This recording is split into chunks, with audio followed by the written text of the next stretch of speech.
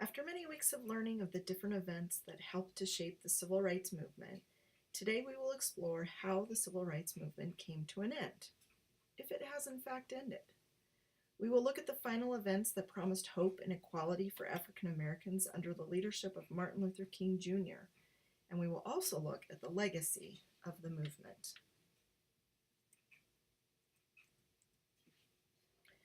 Following widely broadcast events such as the efforts by the Freedom Riders, President Kennedy made the decision that a Civil Rights Act had to be passed in order to protect African Americans throughout the country from segregationist laws.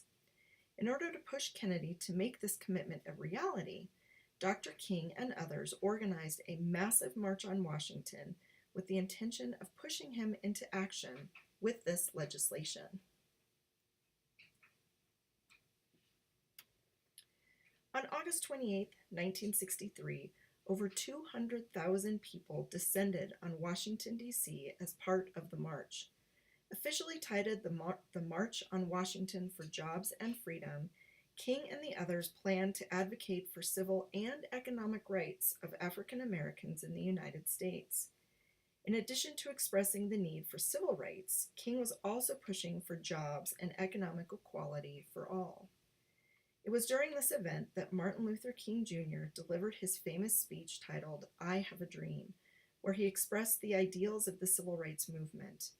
Be sure to watch the video of King delivering this speech, which can also be found on my website.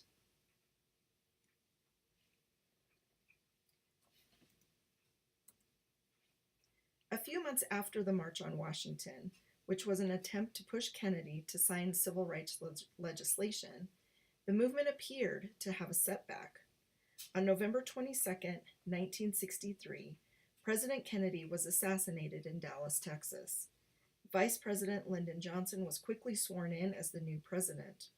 Johnson, to the relief of many, promised to continue on the path of Kennedy and pass civil rights legislation.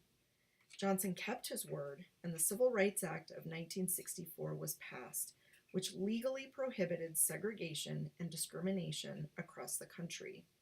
This act was signed by Johnson, with King standing behind him.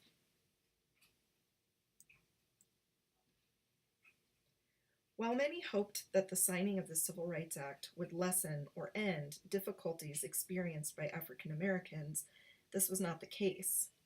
In fact, the Civil Rights Act merely ended de jure segregation, or segregation by law. In other words, it was now illegal for states to pass any laws that were discriminatory in nature, like Jim Crow laws.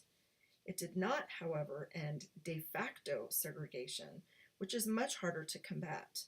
De facto segregation is what is engaged in by individuals, but is not supported by law. In other words, it is how people act toward those of a different race.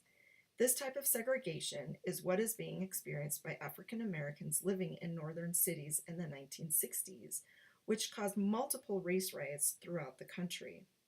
Due to an economic inequality and conflict with police, a new version of the civil rights movement emerged with leaders such as Malcolm X and the Black Panthers. Recognizing that the issue with racial inequality extends beyond the South and civil rights, Martin Luther King Jr. and others embark on a new focus of the movement.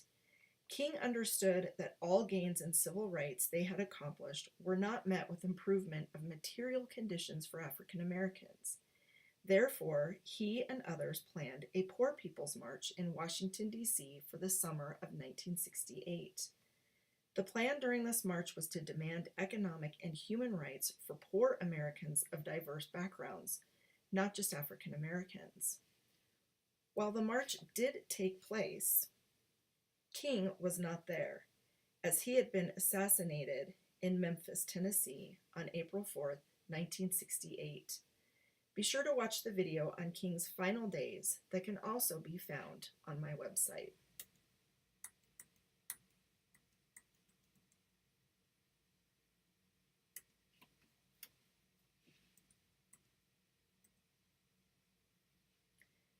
Pinpointing the exact end of the civil rights movement is difficult and debated by many.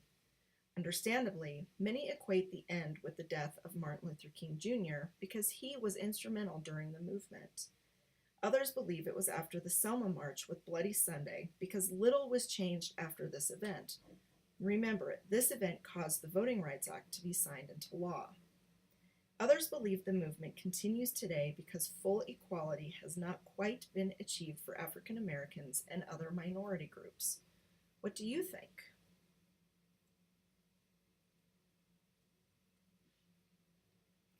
There is no doubt that the civil rights movement did accomplish a lot. If nothing else, it ended de jure segregation.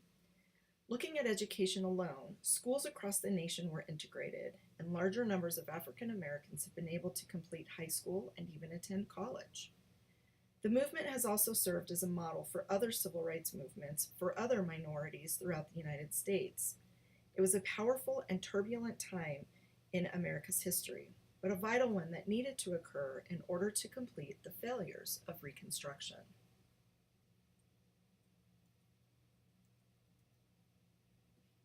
Any questions? Be sure to bring them with you to class. Also, don't forget to watch the other short videos I have on the I Have a Dream speech by Dr. Martin Luther King and the death of King. See you soon.